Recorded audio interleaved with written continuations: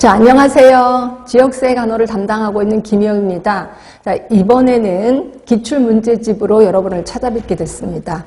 자, 저는 1년 중에 제일 설렐 때가 이때라고 생각하시면 돼요. 왜냐하면 여러분들이 이론을 들을 때는 이론을 잘 들으시는 건가? 머릿속에 잘 들어가실래나? 솔직히 걱정 많이 하거든요. 근데 이게 문제를 하다 보면 여러분이 여기는 잘 아시는구나, 요건 잘 모르시구나, 이걸 좀 알게 돼요. 그래서 나름대로 좀 설렙니다. 얼마나 많이 알아들으셨을까라는 생각 때문에.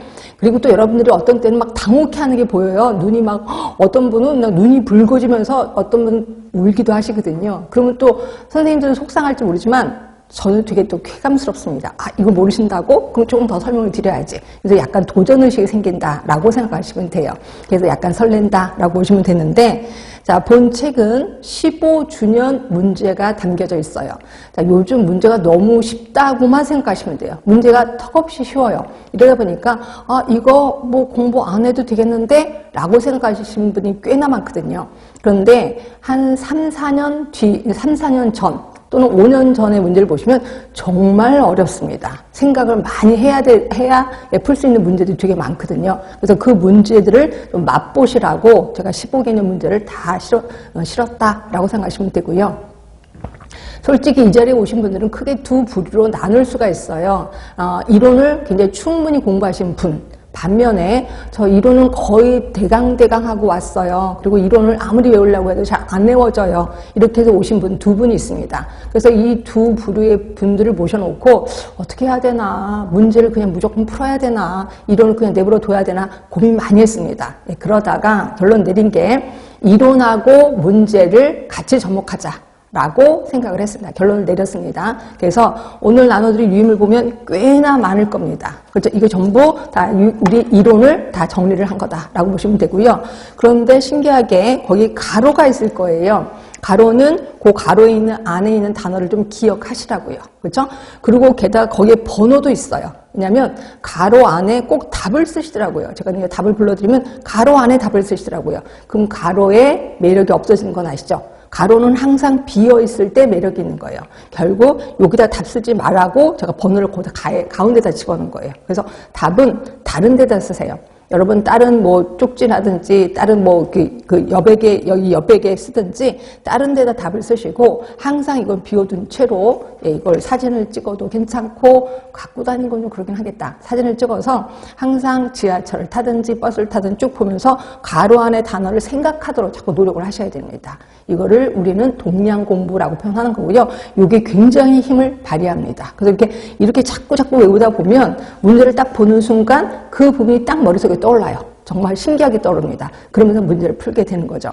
그러니까 여러분들의 단점은 뭐냐면 약간 어설프게 외워. 그럼 이 어설프게 외운 거를 내 분명히 그쪽을 외웠거든요. 그런데도 불구하고 문제를 보면서 그게 생각이 안 나고 전혀 엉뚱한 걸 생각해서 엉뚱한 답을 고르게 되는 거예요. 근데 외우는 걸 되게 많이 외우잖아요. 그냥 상식처럼 외우잖아요. 그러면 문제를 딱 보는 순간 그 머릿속에 외웠던 게 그냥 뚝 튀어나와요. 그래서 답을 쓰게 되는 거죠. 그래서 외우려면 확실히 외우셔야 돼. 어떻게 상식화되도록 외우셔야 된다. 그래야지 이게 문제가 풀린다. 그래서 저는 이론하고 문제를 같이 접목하도록 할 겁니다. 그래서 조금 힘드실 겁니다. 왜냐하면 이미 이론을 아시는 분들은 굳이 쓰지 않아도 되지, 정답을. 근데 이론을 잘 모르시는 분들은 여기 제가 막 불러드릴 때 또 막 열심히 쓰셔야 되잖아. 그래서 조금 힘드시기도 하겠구나라는 생각이 들기도 했습니다. 자, 일단 유임을 좀 볼게요. 맨 위에 보시면 작년에 나온 문제를 한번 분석을 해봤습니다. 그랬더니 제일 많이 나오는 데가 처음이죠. 간호가정, 개념, 이론. 이게 20문제 중에 9문제나 나왔습니다. 어마어마하다고 생각하시면 돼. 자, 이론을 볼게요. 스와트 분석. 당연히 나올 법합니다. 그리고 옆으로 쭉 가시면 TTM 이론. 엄청 많이 나오는 거 아시죠? 로이 이론. 네, 로이 이론이 한동안 안 나오다가 요때 나온 겁니다. 그래서 이렇게 이론은 항상 끊임없이 나오는구나 하시면 될 것 같고요.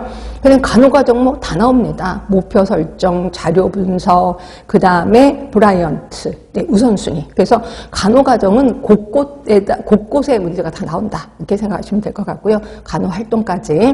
그 다음에 헬스플랜 2030 워낙 유명하잖아요. 예, 역시 얘도 나왔구나.